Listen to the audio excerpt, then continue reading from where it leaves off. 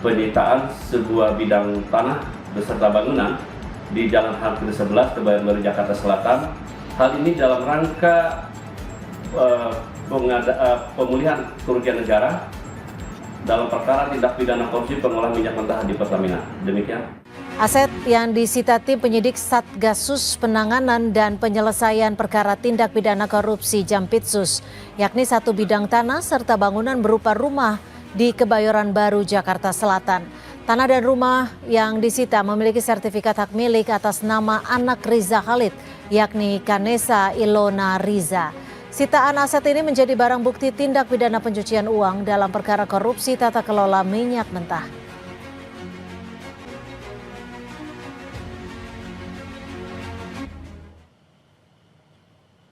Kapuspenkum Kejagung Anang Supriyatna bilang tidak hanya melakukan pengejaran pada Riza Khalid yang masih buron. Penyidik juga melakukan sejumlah penyitaan aset Riza Khalid untuk memulihkan kerugian negara di kasus dugaan korupsi tata kelola minyak mentah.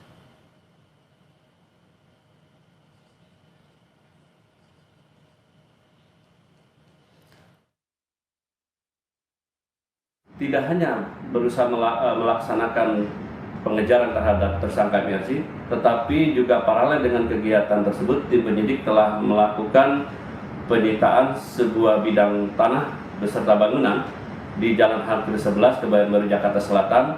Hal ini dalam rangka